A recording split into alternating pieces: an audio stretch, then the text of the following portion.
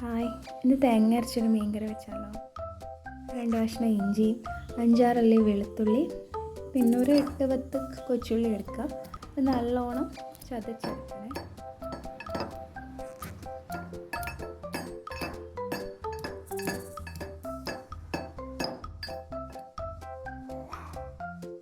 കറി വയ്ക്കാൻ വേണ്ടിയിട്ട് ചട്ടി എടുക്കുക. ഞാനിപ്പോൾ ഉരുളിയാണ് എടുത്തിരിക്കുന്നത്.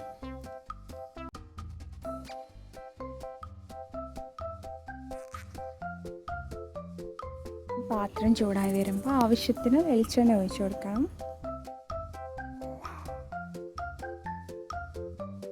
ഓയിൽ ചൂടായതിന് ശേഷം കടുകിട്ട് കൊടുക്കാം.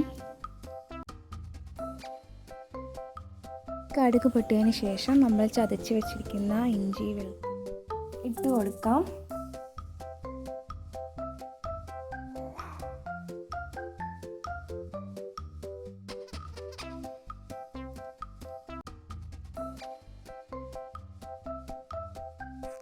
ഇതിന് നല്ലോണം വഴണ്ട് വരാനായിട്ട് കുറച്ച് ഉപ്പ് ആഡ് ചെയ്ത് കൊടുക്കുന്നുണ്ട്.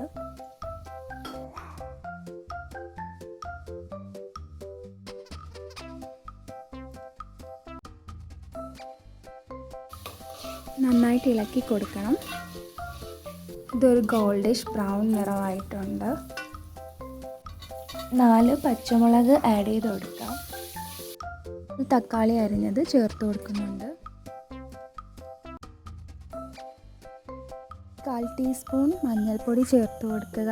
1/4 ടീസ്പൂൺ ഉലുവാപ്പൊടിയും ചേർത്ത് കൊടുക്കുക. ഇതിലേക്ക് 1/2 ടേബിൾ സ്പൂൺ മുളക് പൊടിയും 1/2 ടേബിൾ സ്പൂൺ മല്ലിപ്പൊടിയും ചേർത്ത് കൊടുക്കാം.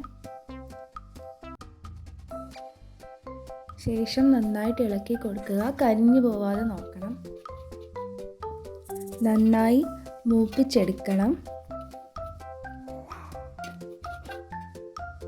കറിക്ക് ആവശ്യമായ അരപ്പ് അരച്ചെടുക്കാം. അരമുറി തേങ്ങ, അതിലേക്ക് 3 കൊച്ചുള്ളി, കുറച്ച് വെള്ളം കൂടി ചേർത്ത് നന്നായിട്ട് അരച്ചെടുക്കുക. കറിക്ക് വേണ്ട തിക്നെസ്സിനനുസരിച്ച് ആവശ്യത്തിന് വെള്ളം കൂടി ചേർത്ത് ഒഴിച്ചു കൊടുക്കാം.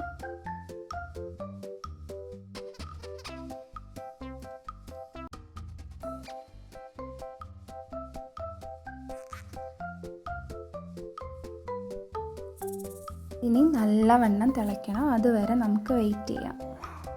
ഇതിലേക്ക് ആവശ്യത്തിന് കുടംപുളി ഇട്ട് കൊടുക്കാം. കറിവേപ്പില കൂടി ഇട്ട് കൊടുക്കാം.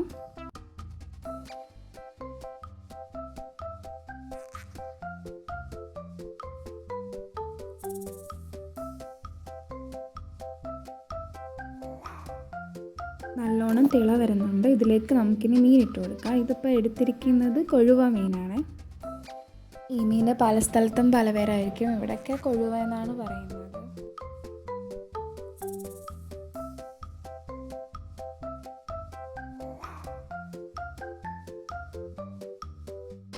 ഈ നല്ലോണം വെന്ത് വരാൻ ഒരു 25 മിനിറ്റ്സ് അറൗണ്ട് നമുക്ക് വെയിറ്റ് ചെയ്യാം.